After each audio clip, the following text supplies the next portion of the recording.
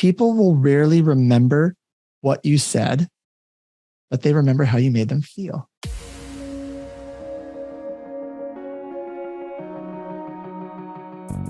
Agent Power Huddle is a daily jumpstart, giving you all the tools you need to create an amazing real estate career. Led by top experts in the field, you'll learn how to sell more houses in less time while creating the life you want. Welcome to the Agent Power Huddle. We're going to dive in today into how to handle any objection.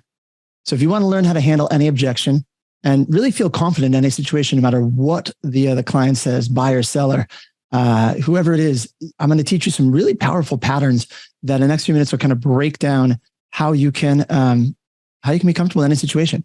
We got a nice small group here today. So I'm going to teach you guys some, there we go. What's up, Lenora? We got a nice small group here today. So what I'm going to do is I want to teach you the framework first. I want to teach you the framework on how to handle any objection. And then I want to open up for some situations of, real things that clients have said to you, scenarios you've had, because the whole idea behind objection handling, and I had to define it. Let's start off here. I had to look up the definition of what an objection was. I've been doing sales for 20 years, and most of us just know intuitively what an objection is. Right? Objection is when a client says something that, frankly, we don't like, or maybe it's not that we don't like it, that we think it may not align with their best interest. And this is a really key point here to point out. It's not just that you don't like an objection, okay? It's that you want to understand where the client is hoping to get to, where their end result is. And if they're saying or believing something that's getting in their way of achieving where they want to go, I believe that salespeople help the world go round, right? We don't want to use this to manipulate people or to get them to do things that are not in their best interest, right? So if it's just that they don't want to work with you for whatever reason, that's fine, right? We respect that if they don't want to move for whatever reason. But the definition here that I looked up this morning, sales objections are the reason why your prospects can't or won't buy your product or service. Pretty high level, makes sense, right? So some things that you might hear when you get, objections are on the buying side these days. We hear objections like, I don't know if I want to move because of the interest rates. I don't want to buy. Anyone ever heard that lately, right? I don't want to buy because of the interest rates. Okay. At least one of you, two of you. Cool. If you're not, you're probably not talking to enough people, right? On the listing side, really, you can get the same objection. I don't want to sell my house because I've got such a great interest rate. Or more generically, the last 2 listing appointments I've gone on have been the same objection I've gotten over and over for the last 15 years. I don't think it changes, right? Like, will you list your house for, will you list this house for X%, or will you give me a discount, some version of a discount commission on the seller objection on the listing side? There's all sorts of objections, but we're going to dive into this with this pattern. And if you haven't gone through this before with me, stop me. Let me know if you have questions as we go through this. And even if you've heard this before, I want you to really look for, are there things that you do or don't do? And I'm going to teach you the framework first. The basic framework that I use, let me put this up on the screen.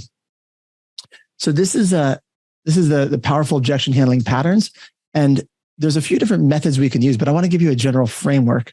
And there's really a few steps. The first step of handling objection is to ignore it when it first comes up. Now, I want you to use your judgment on this one. I'm not saying that you should literally not listen to what your clients say, right? If it makes sense, if it's logical, and if it has to be addressed, you're not trying to frustrate them. You just want to see in certain scenarios how committed they are to this objection, right? If you're sitting in a listing appointment and you're a few minutes into the presentation, keep in mind they're trying to listen to you. They are listening to you, but their brain is going through a loop of patterns of things that they have been, exposed to. Maybe their uncle, their cousin, someone else had told them, when you sit down with your agent, when you go to find an agent, make sure you ask them if they'll discount their commission. And they're sitting there listening to you, and all of a sudden it just pops their head and they blur, like, hey, what do you charge? First of all, we want to make a distinction. There's a difference between an objection and a question. You guys all know that, right? Nod your head, raise your hand. There's a big difference between an objection and a question. A question is a very simple statement given an answer to it.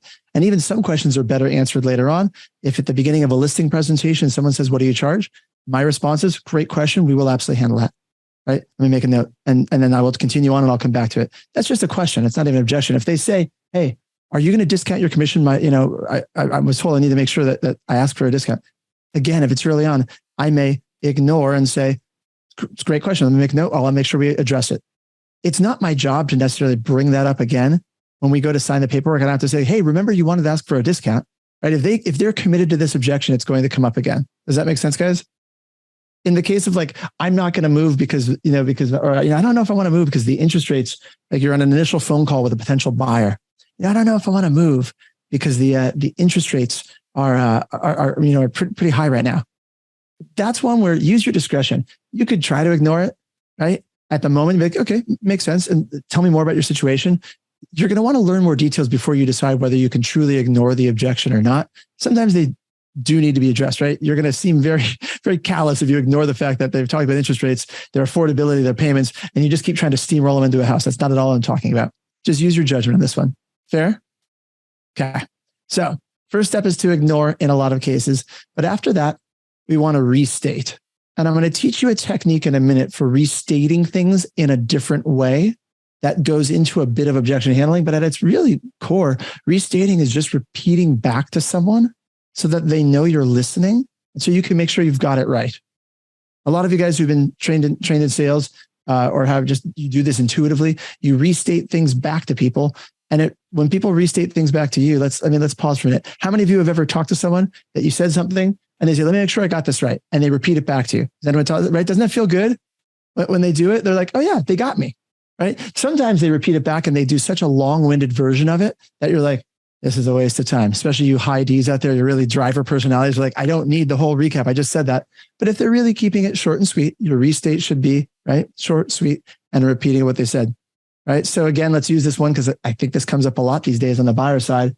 I don't know if I want to move because interest rates are really high, right? You want to repeat and say, yeah, I get it. You're concerned with interest rates. Something really short and sweet. Yep, they hear you. The next step after we restate is to isolate. These next two steps are probably two of the most important. And I think when people go through this framework, these are the steps that people often skip. Someone gives you an objection and you want to dive into it. You want to start talking about it. If you don't isolate that objection, you're going to end up handling that one only to have another one or two or three or four more objections pop up behind it. Let me give you an example of what I mean by isolate. So isolate, the language I usually use for that is, again, keep on this example of interest rates. Other than interest rates, is there anything else that would stop you from wanting to buy a house? Right? Other than commission, is there anything else that would stop us from working together? Other than blank, is there anything else that would get in the way or that would keep you from wanting to move forward?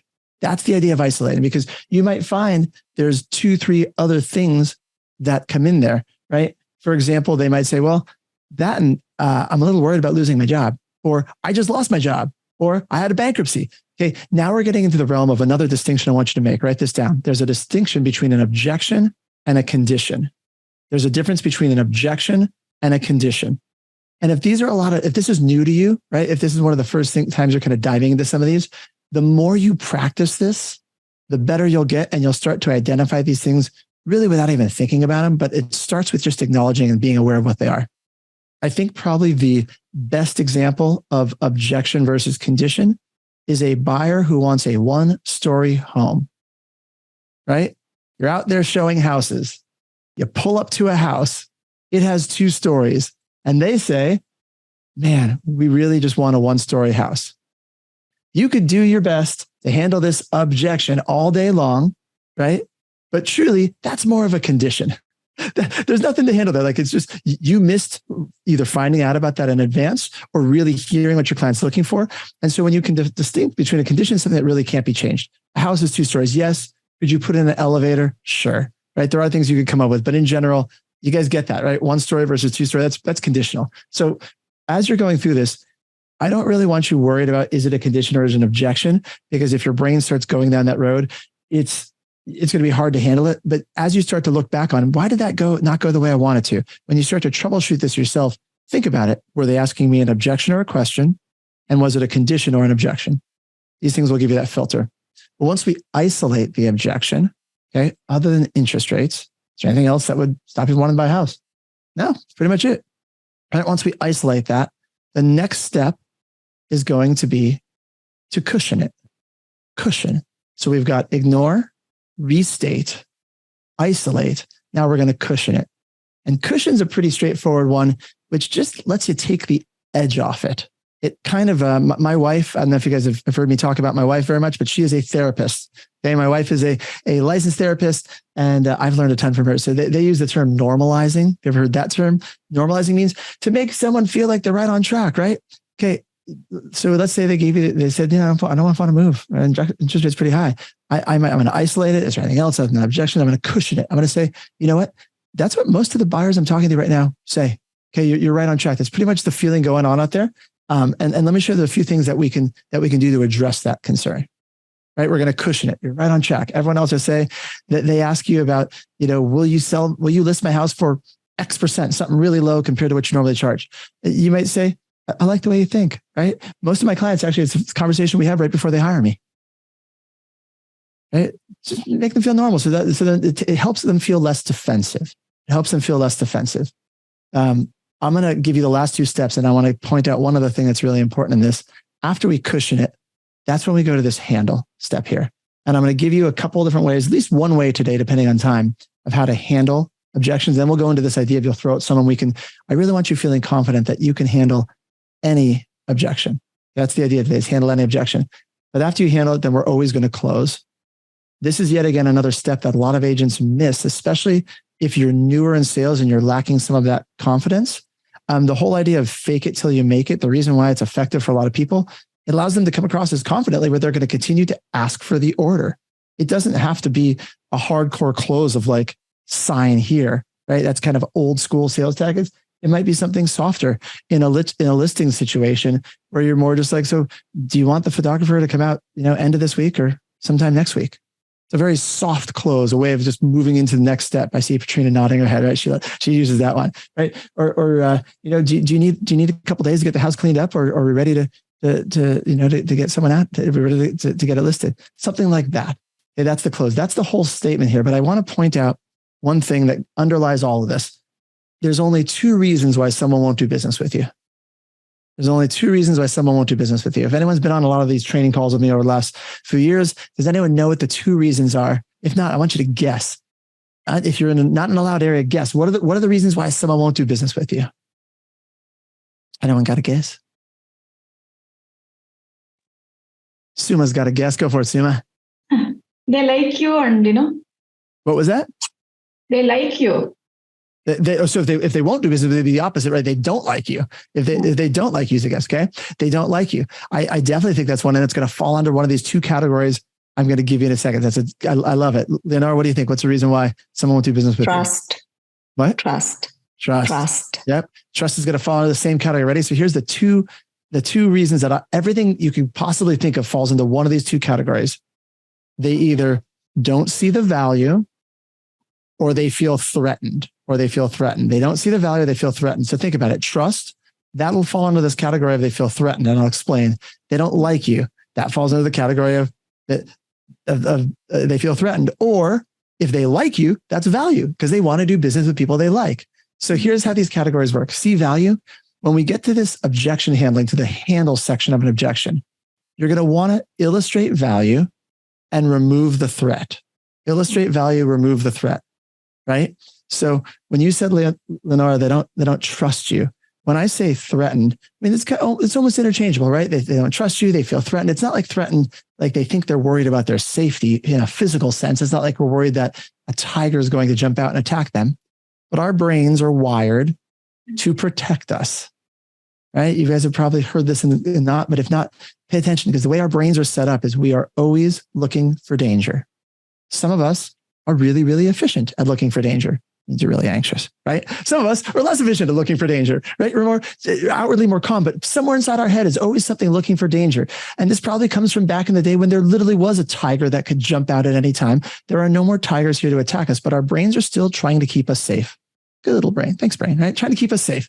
But sometimes it's not needed. And so we have this filter that when something seems like it's not in that circle of trust, as Lenora said, or we feel threatened, that defensive wall goes up, and it makes it a lot harder to move forward with someone.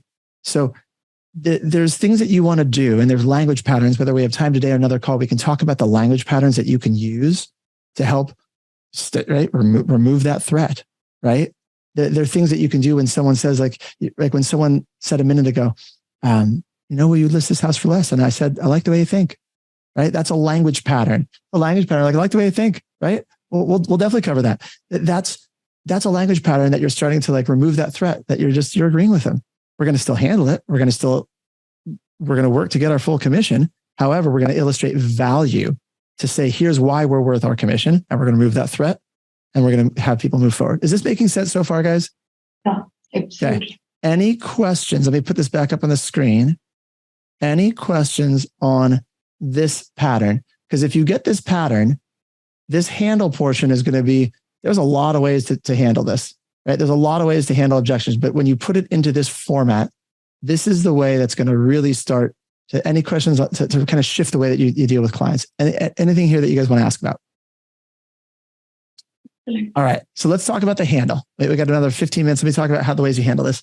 I was in a sales situation last week. And sales situation is any place where you are, again, moving towards some decision point where we're hoping the client does, something that we agree on where they should go. But again, our whole goal is to ask questions and to find out what is in the client's best interest first. We want to understand their motivation, their hopes, their dreams, their goals. And then we want to be the resource to help them get it. That to me is why salespeople make this world go round. But I was with another salesperson, and he'd been talking to this person for a number of meetings prior. And I sat down in my first meeting, and within 10 minutes, I got details and certain specific things. And it was interesting because he said to me afterwards, he said, wow, I had spent like hours trying to get to some of these things. And I think I was too unsure of kind of going around the outside. Whereas you just asked questions and you were very genuine and they just told you everything. Okay. So I want this to be at the heart of handling objections, guys. It really comes down to first asking good questions and genuinely listening, because people will tell you everything you need to hear. They will. You just got to ask. That goes back to that sense of confidence. If you got to be confident in yourself that like, it's okay for you to ask these things. It's not intrusive. We need to ask because we need to know, right? So let me give you this first objection handling technique here, because this one will go back to this restate. So the first one is the reframe or the level shift. The reframe or the level shift. And frankly, we may only talk about this one today because this is my favorite and I think it's the easiest to use. You could use it right up here, right when you first restate, or you could restate the normal way, just really simply. Okay, yeah, interest rates, I get it. And you could use this technique when you get down here to the handle portion. Doesn't matter where we use this, but what the reframe level shift is, we're going to take something that someone says and reframe it into a new context. We're going to give it a different meaning. And that meaning we're going to give it should be something that is easier for us to address, something that we can talk about, or something that comes from a more position of power, or a place that we actually have something we can add. Because if you just say to someone, hey, right, you don't want to buy a house because interest rates are high, and you go, they're not high. Now you're starting to combat them, right? I'm glad Suma's laughing because we're all like, of course they're high. Yeah, it's relative, right? Back in the 80s, they were 14, 15%. So you could go down that road and say, yeah, well, they're not that high relative to this. But most people don't care what they were in the 80s. They care what it is today. They care what their payments are, right? So I'm going to reframe or shift this one, and I'm going to say, look, the format to this, write this down, guys. What I'm hearing you say is. What I'm hearing you say is. And then what you hear them say, this is where you get to repeat back something a little different than you don't have to use the exact words they told you. You're going to put a new meaning on this. If they said, I'm not sure if I want to buy because the interest rate's pretty high, or just because the interest rates, they didn't even say the word high, because the interest rates, you could say, look, what I'm hearing you say is when you buy your next house, you really want to make sure it's affordable. Is that right? Do you guys see how it's subtle, but it's very different talking about affordability versus interest rates. It is almost impossible to convince someone that today's interest rates are low, given what they've seen for the last few years. But it is a number of ways you could talk about making them affordable. This is where we get into a deeper conversation. What are ways you can make them affordable? Instead of doing a 30-year fixed, could they do an ARM, right? Could they do an adjustable rate? Could they do a 5-year adjustable rate? There's all different things. I'm not saying, again here, hear me clearly. I'm not saying talk people into doing anything that's not in their best interest. But if they have a need to move, a life event, birth, death, marriage, divorce, okay, these are the basic life events that are drivers. Sometimes people truly want to move, but they get conflicted because they're like, yeah, but I don't know, but the interest rates are high. But so they just don't know that there's solutions out there, right? They don't know there's solutions out there. And if you are the solution provider, you're going to not only help them achieve their goals, but you're going to do your job and get paid also. So if you want a really good affirmation that's going to tie into this, that's going to help with objection handling. I wrote this down and said it out loud multiple times a day, probably for the first 10 years of my career. Okay. How many of you guys like affirmations in general? Anyone like affirmations? Everybody. Awesome. This is my favorite affirmation. I would literally say this over and over. I'll say it normal speed once and I'll say it slowly if I want to write it down. I would say, I am a creative solution-oriented problem-solving machine. I am a creative solution-oriented problem-solving machine. Say it more slowly. I'm a creative solution-oriented problem-solving machine. Nice. Like it, great. Put in your own words. There's nothing magic about those specific words. They resonate with me, but they would allow myself every time before I'd walk into a meeting, buyer meeting, seller meeting, before I'd get on the phone to do outbound prospecting with buyers or sellers, I would say this because it allows me to go into that with an open mind, right? I'm letting everything be open so that I can kind of just process and see what people are saying. And as you do this more and more often, you will arrive at solutions more and more quickly, because you see the same scenarios over and over again. Does that make sense? Like the first time you hear something, you're like, well, I don't know how to do that. And you go and you talk to someone else, you come onto a call like this, right? And you say, hey, here's the solution. So in 2 minutes, I'm going to open up. We'll do the last 5 minutes, just straight Q&A, right? It's subjections, situations, objections, things you've run into. But after you've seen the same situation 1 or 2 times, it becomes really easy to handle it. Does that make sense? Okay. So we did interest rates, right? One way to reframe that was reframe it from interest to affordability, to making sure the payments are comfortable. On the listing commission side, I'm just using these because these are the two really easy examples to see. And if you guys have other ones you want me to talk through, we'll talk through any objection you want. On the listing commission side, if someone says, hey, well, will you discount, will you give me a discount, right? Maybe it's a friend, maybe it's a relative. I'm sure if you've gone on any number of listing appointments, someone's asked you for a discount, right? Discount off what? Commissions are negotiable anyway, right? They're by law, commissions are negotiable anyway. They're asking for it. They just want to feel like they're getting a discount. So here's where you can reframe that and say, look, what I'm hearing you say is when you hire me to sell your house, you want to make sure you're getting an incredible value, correct? What I'm hearing you say is when you hire me, just by the way, and that's an embedded command if you know NLP, when you hire me, you want to make sure you're getting an incredible value, right? In the agent you hire. Now we're not talking about commission. Now we're talking about value. So now you have to go back and talk about what are the things you do to illustrate your own value. Do you do better marketing? Do you have statistics that show your listings sell for more than other people's? Right? There's all sorts of ways to illustrate value. And when I get to commission, I'm going to say we do this called the value stack. You list off all of the things you do. We have other training calls on this, Agent Power Huddles. If we don't have one, I'll set up one. If you guys want one of this, I'll get someone on here next week to really go through their value stack and their listing presentation. Because when you hear someone list all this, and the line that I was trained, that's ingrained into my head, that I still use after I go over my value stack is, we do all this and all we charge is X. We do all this and all we charge is X. And you see how that's going to help you net more money. The other place where you could shift a listing commission, instead of saying you want a good value, you could say, right? You could say, what I'm hearing you say is when you list your house, you want to make sure you net the absolute most amount of money in your pocket possible at the end of the sale, correct? Another way of saying that. Two different places to shift it to, both of them coming away from just talking about numbers, right? And here's the way to wrap this up. I asked my 8-year-old son, this one, I love getting wisdom from an 8-year-old. Asked my 8-year-old son, I said, hey, so I'm going to be training on objection handling this morning. Do you know what that is? And he's like, no idea. I'm like, cool. So I explained what an objection is when someone said, and he's like, okay, I get it. He's like, can we do something? I'm like, sure. And so I said, all right, well, I don't want to play, this game with you. And he said, okay, I'm going to kill you. I'm like, oh, okay. I guess that's a response. Then I was shocked. He's 8, right? In his mind, that doesn't have the same meaning to him, right? And so we started. He said he did a few more. He said one time he said I was stupid. One time he said I was dumb, and he was really like those words to him. By the way, were like shocking. He was like, "You're dumb," and he was like cracking up. Anyway, so I know it's silly, but hopefully this sticks with you, because a lot of agents, when we're going along and we're just doing our thing and we get an objection, a lot of us will be triggered and have those responses in our head. We're like, you're dumb. Why are you saying that? So you really want to be aware of that sense inside yourself, because the people saying these things to you, your buyers and sellers, your clients, they're not dumb. They're very real for them. There's a reason, there's something going on internally that's causing them to say these things. This is where we want to help them move through it to get in alignment with whatever their goals are. Does that make sense, guys? All right. I saved a few minutes for questions. What questions, if any, do you have? What objections have you gotten lately? How can I help you reframe or shift some of these? What do you have? Lenora, go for it. How do you respond to the objection?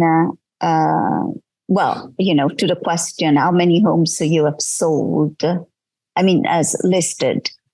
So if you haven't listed any, it's how do you frame it? Yeah. So let's start at the top. One, is it a question or is it an objection? Okay. You could answer it honestly. The answer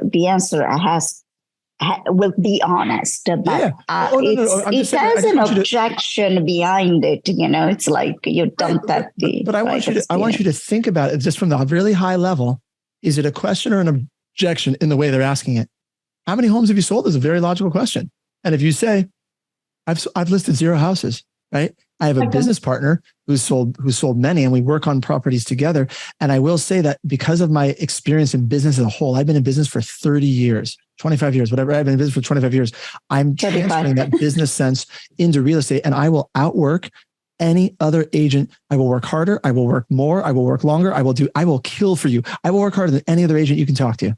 That's what you're looking for, right? So there's a way that you could address it, still answering it. Now, let's say they come to it though, and they say, because if they just say, hey, how many homes you sold? You go, I've sold 0. Yeah, it's probably going to cause an objection to be, the objection would be, how can you sell my house without having sold other houses, right? So this is in this case where I'd like to frame it up, if it is starting to be an objection, to give them a context for it, right? They say, how many houses you sold? You say, right? You're probably asking that because you want to make sure that I can sell your house for the most amount of money in the least amount of time, correct? That's my reframe, right? You're probably asking that because you want to make sure that I can sell your house for the most amount of money in the least amount of time. And the reason I always say those two is because I've done this for 20 years. Every seller I've ever talked to probably wants one or both of those things. Most amount of money, least amount of time. There's very few other things that matter to sellers. Okay. So when you frame it up that way, then you can answer it with, right? Guess what? I've got good news for you. You're going to be my very first listing. Okay. Can I tell you why that's a benefit for you? Because here's why. And then you go through, right? I have mentors and partners with some of the most amazing agents in this industry that have that together we're going to show exactly how we can sell your home for more money. Not only that, because I'm newer, I'm going to have more energy, more commitment, more drive, and more dedication than any other agent you've talked to. And the last one would be, I'm not new to business. I'm not new to life, right? So my communication style and my experience from 25 years in business, right? And you can tell them, I know Leonora's background, right? In the travel industry, whatever it is, in creating incredible experiences for clients perfectly translates over to real estate, where not only will I make the experience good for you, but for the buyer on the other side, which creating a better experience is going to net a higher price for you. Do you see how that's going to help you sell your house for more money and less time? Mm-hmm. Was that a good answer for that one? Very much. I'm gonna keep this recording. What was that, Suma? We should take you in our listing. Well, you're welcome to take me. Call me up. Happily, if you're any close by to San Diego, I'm happy to go with you. But the thing that I want to end with here, because we're right at the bottom of the hour, as you listen back to that part of the recording, Lenora, I think the most important thing of anything I said, less about the words and more about the confidence which I said them. People will rarely remember what you said, but they remember how you made them feel, right? That famous quote, right? It's the same thing in sales. The words I said were logical. They did make sense. Is it true because I'm a newer agent that I'm going to work harder than anyone else? No, not at all. Okay. That's a different concept from NLP where I'm splishing these things together. But the way that I said it and presented it, it gave them a feeling of like, ooh, okay, like this person's got me. And the reason why people are asking objections is because they want to do business with you. I want you to Keep that in mind. That's the most important thing. They're not asking objection because they don't want to do business with you. If they didn't want to do business, they wouldn't bother giving the objection. They want to do business with you, and they're trying to figure out how they can justify and feel good about it. And when they tell their friends, they're like, so you just have to give them a way that they can feel comfortable. Otherwise, they're going to tell their family member, their friend, their neighbor, yeah, I listed my house with a brand new agent. Their friend's going to be like, you did what? And they don't want to look bad. No one wants to look bad. So give them the information they need so they can feel really good about it. Man, I met the most energetic agent. This person was incredible. Communication was fantastic. And they got me, right? That's going to go a long way. Is that helpful, guys? Yes, excellent. All right. Feel good about what you do, guys. Salespeople make the world go round. Truly believe it. If I can help you in any way, let me know. Bye, guys. Thanks. Have a wonderful day. Have a nice day. Bye. If you'd like more information or to get connected to the Agent Power Huddle, join our free Facebook group. This call was designed for the agents in our EXP organization, but open to any agent from any brokerage. If you're a guest and you're interested in learning more about EXP or our specific resources within the Agent Collective, reach out to the person who invited you to this call to get more info.